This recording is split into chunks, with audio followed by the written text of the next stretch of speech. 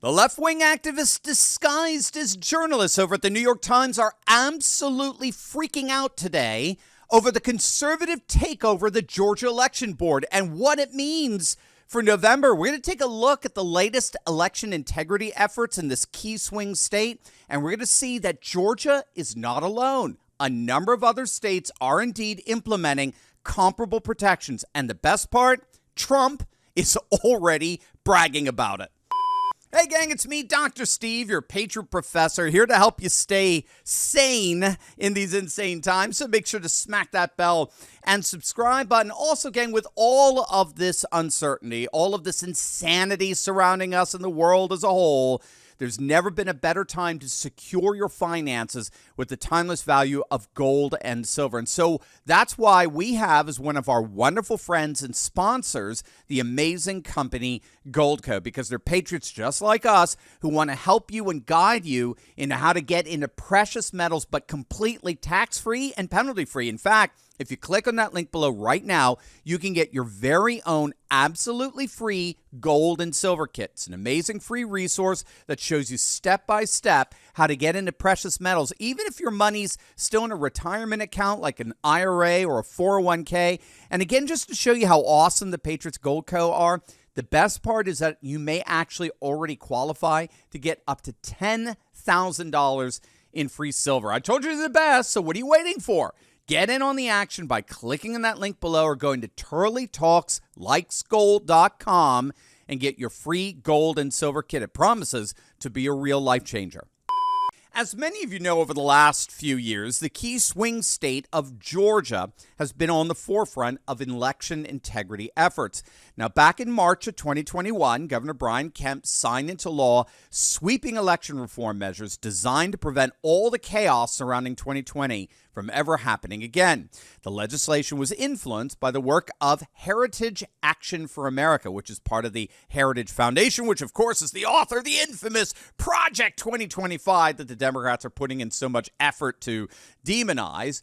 Shortly after the 2020 controversy, Heritage Action launched an effort to strengthen Georgia's election laws and restore voter confidence in the state. Not only did Heritage mobilize 20,000 activists to help them contact their legislatures and advocate for election integrity legislation, they actually did a $600,000 TV ad buy as well as an entire digital marketing campaign to encourage legislation designed to promote and secure election integrity. And the result of such efforts was enacting sweeping reforms into law, which protect absentee voting by requiring voter ID. They've stopped automatically sending request forms or ballots to all registered voters. They require the printing ballots on security paper so they can be authenticated. The law prohibits ballot trafficking by political operatives. It strengthens supervision of absentee ballot drop boxes. Moreover, Georgia now prohibits the private funding of election officials and government agencies, like we saw with the hundreds of millions of dollars of Zuckerbucks that were deliberately targeted towards Democrat-dense districts. The law requires hundreds of thousands of names purged from their voter registration lists. It increases transparency by allowing election observers complete access to the election process and requires that ballot counting must continue without pause until all votes have been tabulated. What an idea, right? So in fairness, Georgia's really stepped up to the plate here in securing elections. And if you want to get a sense of just how awesome these efforts are, all you got to do is take a look at today's headline from the New York Times, the official mouthpiece of the swamp establishment. Take a look at this. How a far-right takeover. Now, again, sorry, you'll notice there's no such thing for the New York Times as a far left. It's only far right, right? So there you go. How a far right takeover of Georgia's election board could swing the election. That's a panicked headline, gang. That is, and the piece itself is rather panicked. They're freaking out over the Republican Party's takeover of Georgia's election board. The Georgia State Election Board, unlike in 2020, now has a conservative majority overseeing it. And to the horror of these left-wing activists disguised as journalists over at the New York Times, that conservative majority is thoroughly aligned with Trump and the MAGA movement. Now, the reason why this is so important is because in the end, if there is a dispute over the election in Georgia in November, it is indeed the Georgia State Election Board that will have the ultimate say in arbitrating that dispute. That's one of the, this is why we're also disappointed back in 2020 when when one election board after another just dismissed the concerns that we had over the integrity of the election. Now, with the so-called far-right takeover of Georgia's State Election Board, the New York Times is freaking out that our concerns, if were they to rise again, will not be so readily dismissed. In fact, they're actually freaking out over the fact that it'll be quite the opposite.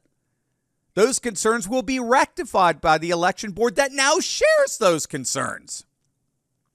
So, for example, some of the new rules that the election board has already put into place includes empowering local officials to delay certification of results that are contested, as well as investigate past election results.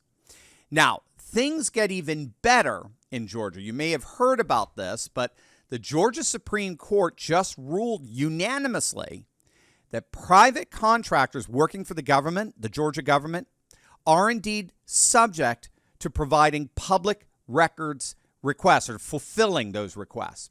Bottom line, this ruling means that Georgians have the right to obtain public records directly from private organizations that have government contracts. It's a decision that actually overturned a lower court ruling that allowed contractors to dodge record requests. Now, why is this so important?